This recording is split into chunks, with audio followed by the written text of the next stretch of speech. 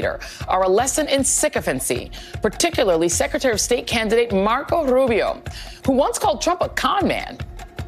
We'll be right back.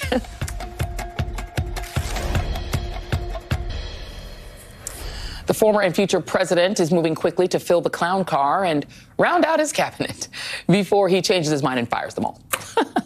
Moments ago, Trump announced that he has selected Fox Weekend morning show host, you can't make this up, Pete Hegseth, to serve as Secretary of Defense, because why not? Trump has also reportedly landed on Florida Senator Marco Rubio as his Secretary of State, which will make him, Rubio, the first Latino to serve as America's first diplomat. Choosing a Latino neocon war hawk after running a racist isolationist campaign raises, questions. Rubio was a loyal surrogate for Trump during the campaign, even after being passed over for vice president and after being a punching bag for Trump during the 2016 campaign. I watched this lightweight Rubio, total lightweight, and little mouth on him. Bing, bing, bing, bing, bing, bing, bing, bing. When they put Marco on to refute President Obama's speech, do you remember that catastrophe? And he's like this, and we were, I need water, help me, I need water, help. Oh, the world is looking at us like we're absolutely insane. I'm just saying that. Okay, but let's just dispel with this fiction that Donald Trump doesn't know what he's doing. Even there, he knows exactly what he's doing.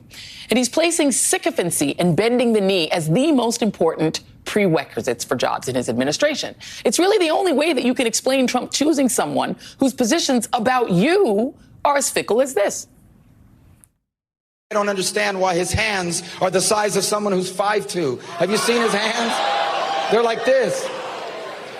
And you know what they say about men with small hands? I will never stop until we keep a con man from taking over the party of Reagan and the conservative movement. It is time to open our eyes. We cannot allow a con artist to get access to the nuclear codes of the United States of America. With Donald Trump back in the White House, together, we will dream big again for this country. We will be a country that once again is proud of its history, excited about its future. I'm so sorry. Oh, God. Joining me now is David Jolly, who served in the House of Representatives as a Republican, but for some reason we can never figure out, and we've been trying for years, is no longer affiliated. No longer affiliated with them. I'm sorry. You just saw why. One of the main reasons. You just saw why. I'm so embarrassed. The whole world can see us, David. They can see us. They can see us. They see us. They're like, what is... They all fall in line. They all fall in line, Joy. Eventually, they all fall in line. Where is the dignity? I mean, how? Okay, I mean, in all seriousness, I'm sorry. I had a little laughing fit, and I apologize. I get laughing fits, and I can't stop. How does Rubio look going around the world when he's going, let's say, to Venezuela, and Trump is making a guy who's very hardcore on Venezuela, anti-Maduro, take the knee to Maduro, take the knee to Putin? That's the job. He's taken a job where he's just going to be humiliated. How long before he gets fired? I know, Joy. I mean, Ted Cruz should be thanking Marco Rubio because it shifts the spotlight to his bending of the knees this evening. Look, I think the telling sign was actually April of this year, I believe, when months after Ukraine needed that final aid package, or at least the latest aid package, Ukraine was begging for it, Democrats were begging for it, many Republicans were begging for it.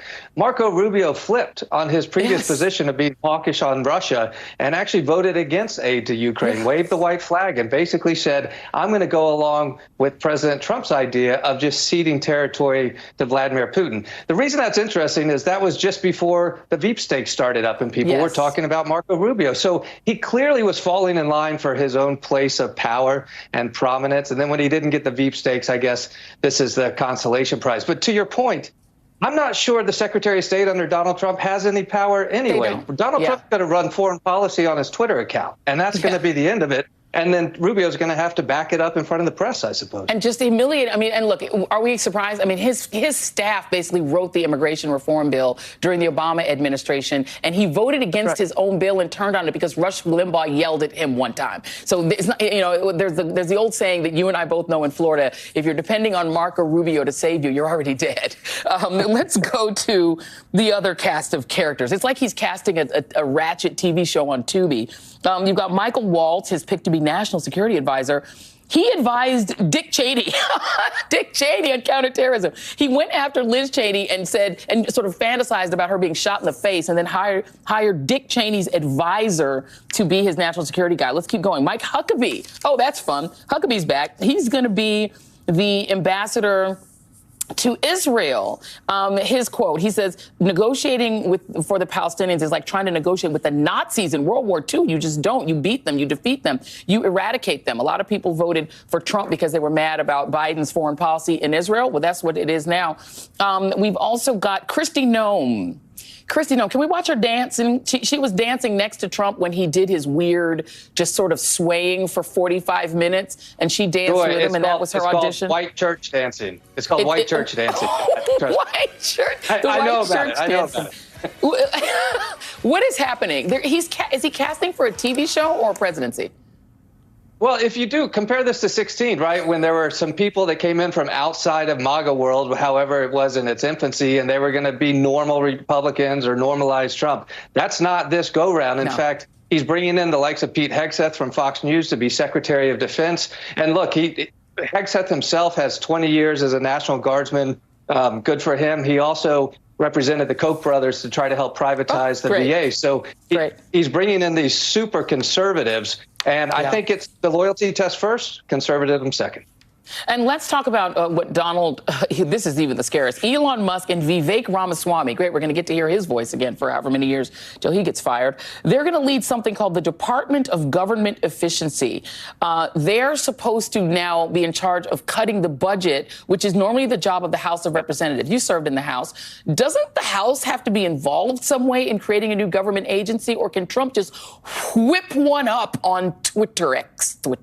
No, Joy, that's right. I think Donald Trump's just handing out candy right now to his friends and family. Congress is required to establish federal departments to define the jurisdiction, to decide how it's appointed. Presidents can certainly appoint aides and non-congressional positions, but there will not be a Department of Government Efficiency without Congress, which actually raises the question, does Congress now just rubber stamp that in one of its next appropriations bill? And here's what it's going to be. This is your Project 2025 department. Yes. The Department of Government Efficiency by Ramaswamy and Elon, that's your Project 2025 department without the bad impressions that Heritage created during the campaign trail. Right. And I mean, the sort of irony is people are now mass Googling Project 2025 because now they want to know what it is. It's like, nah, man, Project 2025 is what your government is going to be. There are a few other people that we know are going to probably be there. I believe one of his lawyers, Alina Habba, might be his spokesperson. So essentially, it's everyone who did him a solid and danced for him, or as you say, white church danced for him, or danced around in a bedazzled jacket for him at the place where Puerto Rico was called a trash heap. That's how you get a job with Trump. Do you think any of these people last a year? I guess it's all a loyalty test, but probably not. We'll see some high-profile firings. I think all this culminates in Donald Trump setting up his own media platform, pushing Fox News, Newsmax, and OAN out of the way. And all these cast of characters that you will see with government responsibility now will have their television shows after in a Trump media platform, which should concern all of us is whether or not the first priority of these appointments is actually somebody that can govern. I will say with Rubio, he's qualified. People can probably disagree with him. He's actually one of the more qualified picks. Kristi Noem maybe as an executive, but hopefully there's no dogs around the office at DHS. But this gets real quick when you start going down the trail here. Well, first of all, Trump hates dogs, so he won't have a dog. So then I guess that the White House is safe for pets because Trump, it was Trump. He claimed the Haitians are eating pets. Kristi Noem shoots the pets, and that's actually true. That's like not even slagging her. It's real. Hey. The first investigation of the new DHS secretary will be in Springfield, Ohio. But we can probably count on that. Site visit. Lord help, the world can see us. David Jolly, thank you. That's tonight's readout. All in with Chris Hayes starts right now. Bye, Europe. Bye, the world. We're not embarrassing. Sorry, yes, we are. Bye. They're eating the dogs. They're eating the cats. Eat the cat. Eat the cat. They're eating the dogs. They're eating the cats. Eat the cat. Eat the cat. They're eating the cats. They're eating the dogs. Eat the cat. Eat the cat. Eat the cat.